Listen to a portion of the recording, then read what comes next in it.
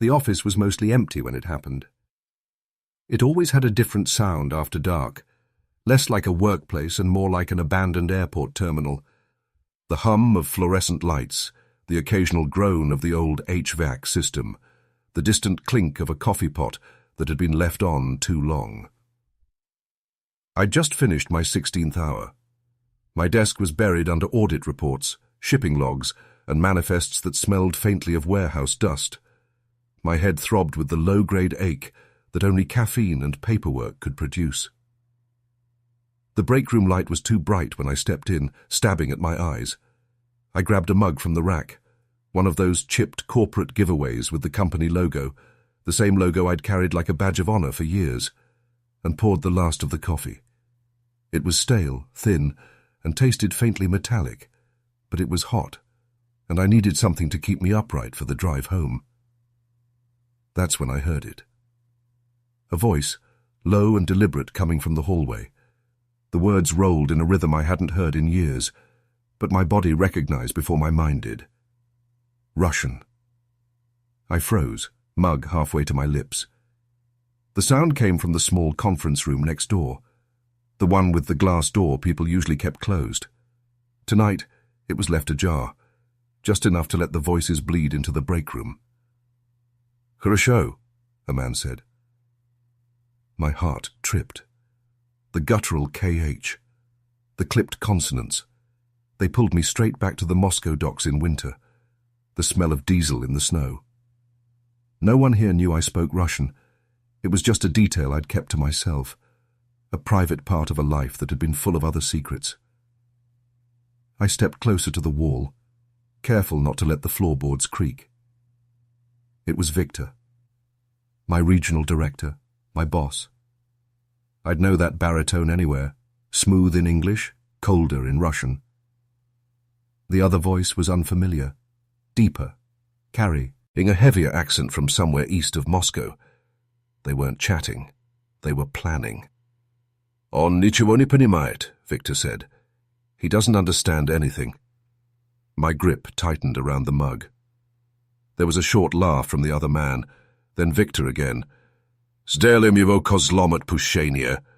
We'll make him the scapegoat." The words were ice water in my veins.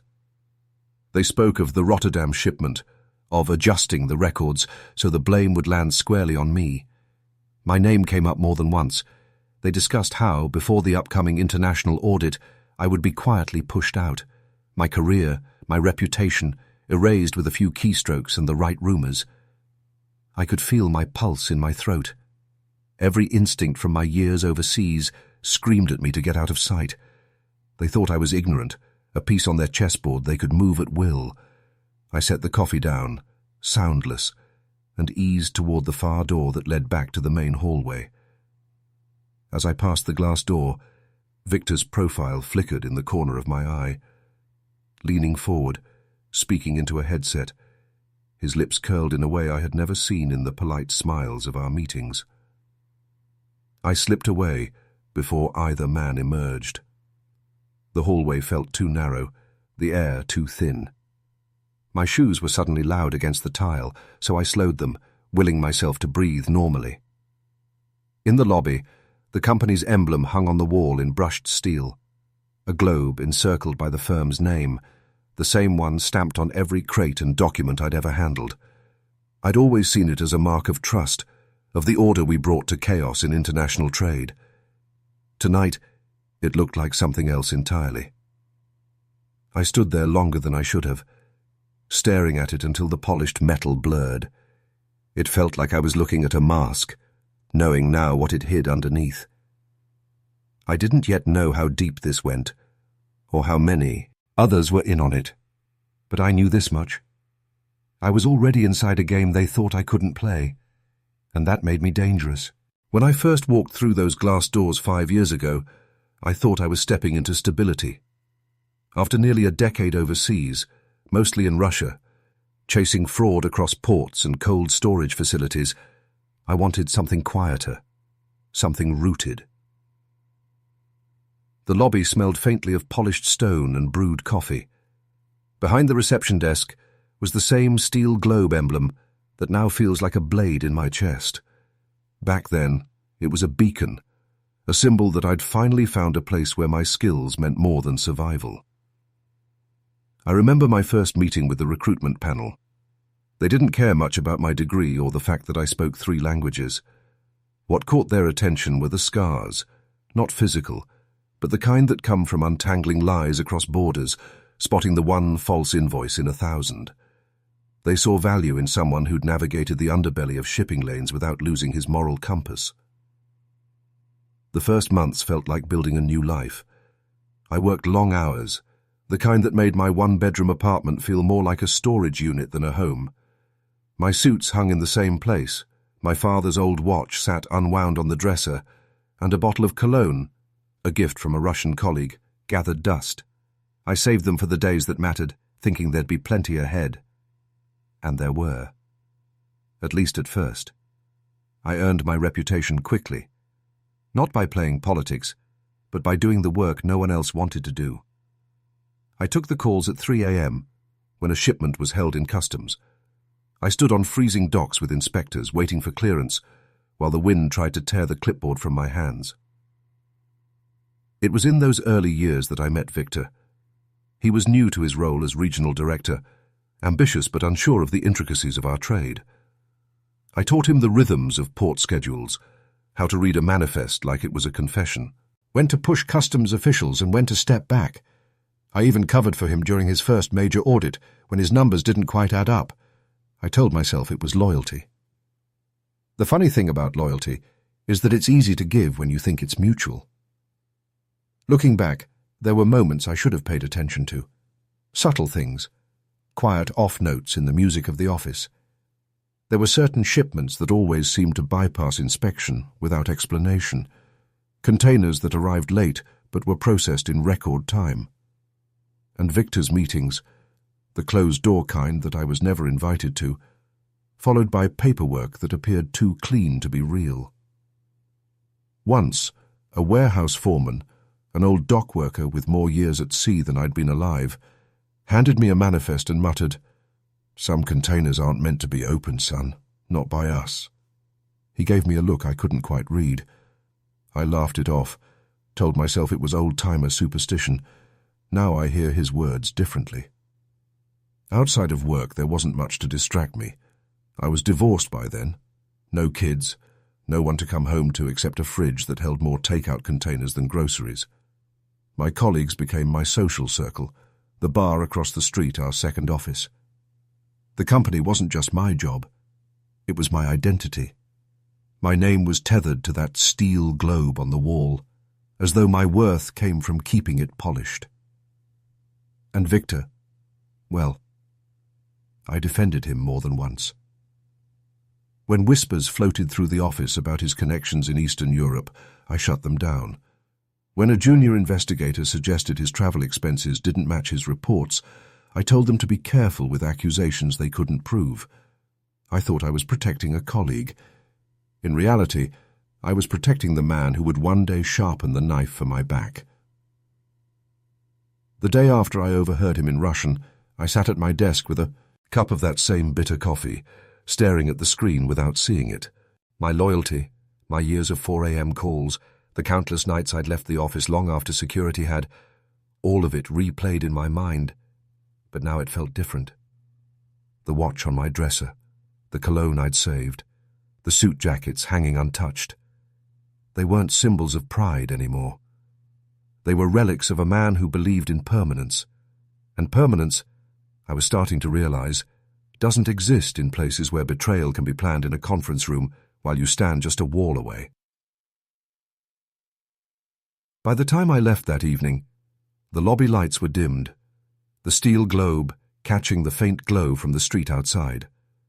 I paused under it again, not out of admiration, but to feel the weight of what I'd given to it, and the cost it might now demand. Loyalty, I thought, is a dangerous currency, and I'd been spending it like it was infinite. The weeks before an international audit are always tense, but this time the tension didn't feel shared. It was aimed. I'd been reassigned to supporting tasks, a polite way of saying stay out of the real work. No more direct involvement with shipment records or customs liaisons.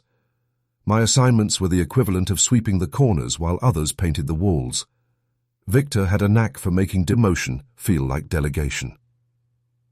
At first I told myself it was politics. Audits bring out strange behavior in people. But then the rumors started. It began with an offhand remark from the shipping coordinator.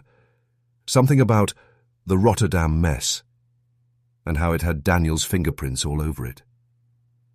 I brushed it off until I heard it again, this time from an operations manager in the elevator. Shame about Rotterdam. Couldn't have been cheap. I'd never mishandled a Rotterdam shipment. In fact, I hadn't touched one in months. I stayed late one night to access the internal archive, the only place past records were stored. The office was quiet, except for the occasional creak of ductwork. I logged in, pulling up the Rotterdam manifest. There it was. My name, my digital signature, right beneath a shipment entry that should have been flagged a dozen times before clearance. Dates and weights didn't match. Half the containers listed never existed. I knew, because I'd never approved them. The deeper I dug, the worse it got. Internal emails appeared in the archive, sent from my account, discussing clearance with a port I hadn't spoken to in years. The phrasing wasn't mine. I recognized the kind of translation errors non-native English speakers make when drafting quickly. The trail led back to a single access point, an internal login used late at night from a terminal on the executive floor, the same floor where Victor's office sat behind a biometric lock. I sat there, staring at the screen, feeling something break inside me. Betrayal wasn't a sharp stab. It was a slow, suffocating flood, filling my lungs while I stood motionless. My years here, my reputation, were now tied to falsified records so cleanly planted they'd survive a cursory investigation. 2 days later, HR called me in for a confidential discussion.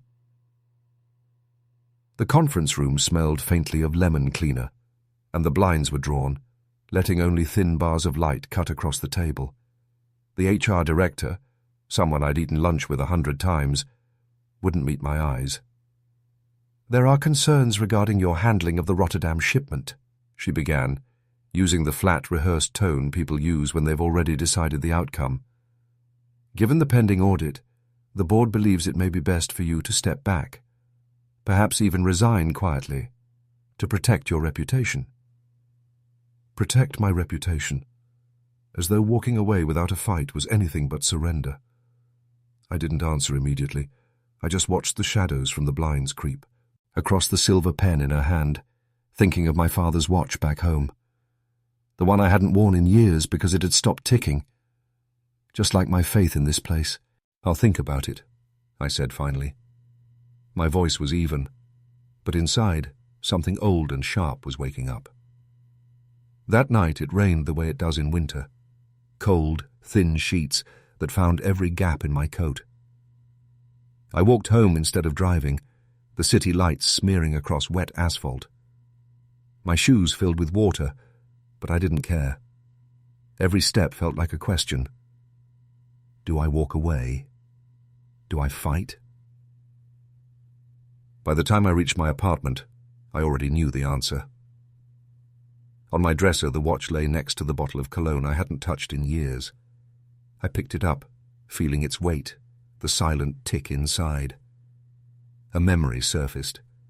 Standing on a Moscow pier, a smuggler across from me, the air thick with diesel.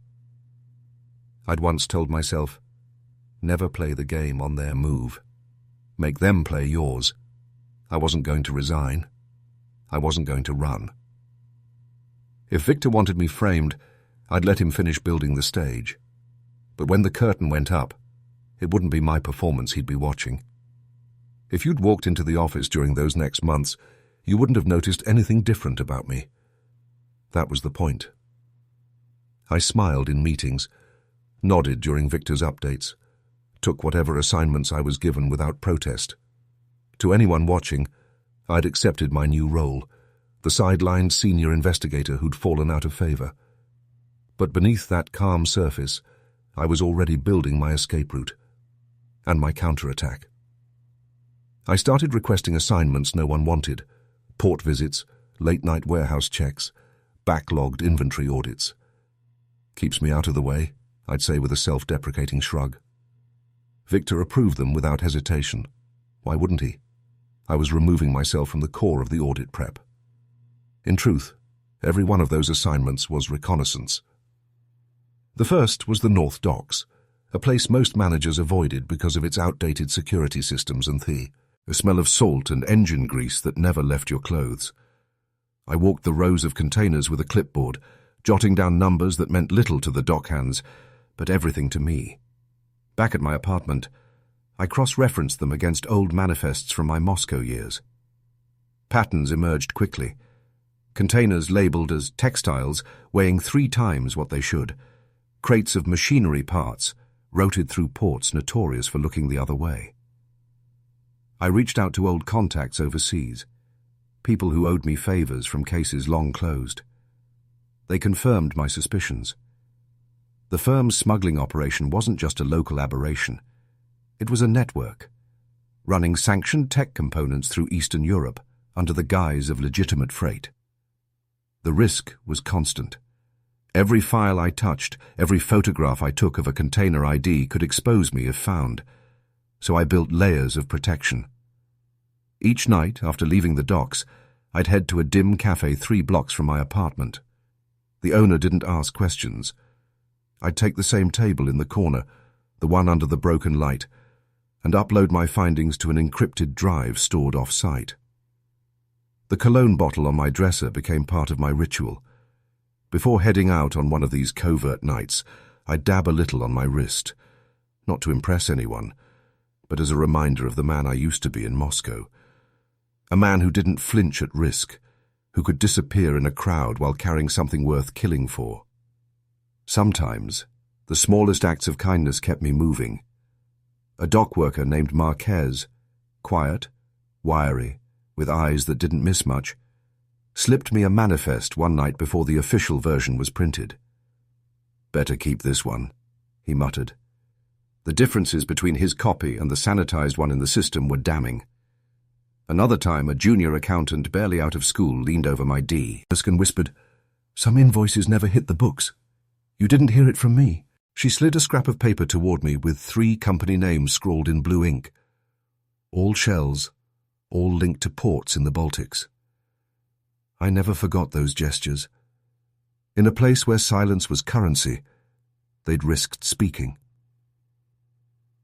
By the 3rd month, I'd stopped living like a man with a permanent address. My fridge was nearly empty. My apartment felt more like a dead drop than a home. I'd come in, lock the door, change clothes, and go straight to the files. My father's watch sat on the desk beside me as I worked, its stillness a constant reminder that time was running on their schedule. For now.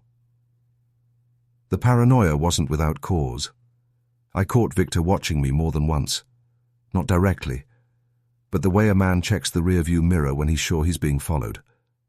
In meetings, his gaze lingered just a fraction longer when I spoke. I made sure to give him nothing but surface-level compliance. I learned patience in those months, the kind that grinds at your teeth at 2 a.m., but keeps your hands steady when it matters. I knew if I moved too soon, they'd erase me before I could act. But the audit was coming, and with it, external eyes, people Victor couldn't control with backroom deals or falsified memos. In the quiet of my apartment, surrounded by stacks of printed manifests and the faint scent of old cologne, I felt both hunted and hunter. It wasn't a comfortable place to live, but it was exactly where I needed to be. By the time spring rolled into the city, my fear had hardened into something else. It wasn't courage. Courage is acting in spite of fear. This was different. This was fluency. I had learned the language of my enemy. The smuggling network had its grammar, its subtle shifts in routing codes, the way container weights were corrected just before customs scans, the choreography of bribes moving through offshore accounts. I could read it now like a second tongue, and like any language, once you truly understand it, you can speak it back. The first word I spoke was silence. I stopped requesting risky assignments, I let Victor think I'd settled into irrelevance again. I wore my most forgettable suits to the office, navy, grey, the ones that blended into walls. The scent of my old cologne stayed in the bottle, untouched, because I didn't need reminders anymore. I was no longer pretending to be the man I used to be. I was becoming someone else entirely. At night, the watch came off my wrist and sat next to the encrypted drive as I worked. It became a ritual. Open laptop, press the crown of the watch until I heard that soft click, as if starting time for the next move. The break came through a port in Odessa. A misrouted invoice, sloppy, almost insulting in its carelessness, listed a shipment of archival paper weighing over 6 metric tons. The listed destination? A paper mill that had been closed for nearly a decade. I traced the container back through our own network and found it originated from one of the company's trusted partners in Finland. I didn't go to Odessa. I didn't need to. Instead, I sent the lead to an old contact in customs enforcement, packaged with just enough evidence to spark interest without revealing my whole hand. Within a week, there were murmurs in the eastern branch about unexpected inspections and temporary holds. Victor didn't suspect me. His paranoia was aimed at other people now. I'd made myself background noise. But quietly, I was pulling threads. One thread led to a warehouse in Rotterdam that only operated between 2 a.m. and 5 a.m. lights off, cameras mysteriously offline. Another to a series of freight bills signed by the same employee, a man who, according to the HR system, had resigned in 2017. The deeper I went, the more I realized this wasn't just Victor's she. Me, he was a cog, a mid-tier handler. The real architects were offshore. Faceless names in board minutes. People who had never set foot in a dockyard but moved contraband worth more than entire annual branch revenues. The language of power is also the language of patience, and patience meant waiting for the right audience. The international audit team was due in 6 weeks. They weren't friends. They weren't allies. They were accountants with knives. If I handed them my findings at the wrong moment, they'd disappear into bureaucracy. But if I waited, if I timed it for the first day of their unannounced site inspections, it would be irreversible. I started building my proof into a narrative. Not a scatter of files. A story. The story of a global logistics network, compromised from within, backed by timestamps, photographs, cross-referenced invoices, and a trail of false customs declarations in 3 languages. Every piece I collected went into 2 drives. One locked in a safe deposit box downtown, the other on a cloud server hosted under a pseudonym I'd used in Moscow. I began moving differently in the office. Not enough to draw suspicion, but with a weight of purpose. I spoke less, listened more. I memorized the cadence of Victor's voice in Russian during his phone calls, noting when his tone shifted from smug to urgent. And then, one afternoon, I got what I didn't know I'd been waiting for. Victor's door was cracked, and through it, I heard a conversation in Russian with someone I recognized only by reputation, a fixer known for resolving customs problems in the Baltic region. They weren't talking about me this time. They were talking about a shipment arriving the week of the audit. Something delicate. Something that had to be gone before the accountants set foot in the port. I didn't record it. I didn't need to. I knew the shipment's code, and I knew exactly where it would be stored. That night I went to the North Docks, Marquez in tow. He didn't ask questions, maybe because he'd learned long ago that the less you know, the safer you are. We found the container. I didn't open it. That would have been reckless. But I documented every visible seal, every identifier, enough to match it, without question, to the shipment in Victor's call. Back home, the watch ticked loudly in the stillness as I archived the photographs. For the first time in months, I allowed myself to breathe. I wasn't just surviving anymore. I was holding the knife by the handle. The audit team arrived in the kind of rain that makes a city look like it's bleeding ink. 4 of them, all in charcoal suits that didn't quite match, not by accident but by corporate habit. Auditors never dress as sharply as executives. They dress like they already know they're going to ruin your week. They didn't smile when Victor greeted them in the lobby. He tried, though, smiling in that way that showed too many teeth, extending his hand just long enough to force the moment. The team lead, a woman with pale grey eyes, shook it once and let go. I stayed in the background, clipboard in hand, just another middle manager here to assist. The watch was on my wrist again. It had been weeks since I wore it outside the apartment. It felt heavier now, as though it had absorbed every moment of the last year. By noon, the air in the office was thick with unspoken panic. Every time the auditors closed a door behind them, whispers bloomed in the hallways like mold. Victor paced, alternating between short, clipped phone calls in Russian and fake chummy chats with department heads. He didn't know yet. The real storm was still offshore. The shipment, his shipment, sat in the North Docks under a code name that meant nothing to most people. To me, it was the single most dangerous object in the city. My photographs, my timestamps, my months of cross-referenced ledgers, all of it had been sent to the lead auditor that morning, wrapped in a professional summary that read like an anonymous whistleblower complaint. No mention of me, no flourish, just the truth, weaponized with precision. At 2:47 p.m. it happened. The lead auditor received a call from her field counterpart. The unexpected inspection I had requested through my contact in customs was underway at the docks. I could tell the news was bad for Victor by the way her gaze shifted from him to her notepad. Then, to me. Only a fraction of a second, but I caught it. It was the look of someone checking the size of the knife in their hand. By 3:15 p.m., 2 auditors left with port officials. By 3:30 p.m., Victor was in his office with the door closed, the blinds shut. His voice was loud enough to carry, angry Russian spilling into the corridor, then silence, then the sound of something heavy hitting the wall. At 4:00 p.m., security entered his office. They didn't drag him out. This wasn't a police arrest. Not yet. This was corporate exile, swifter, quieter, and far more final. He walked out between them, not resisting, but not looking at anyone either. His phone was gone, his keycard clipped from his lanyard.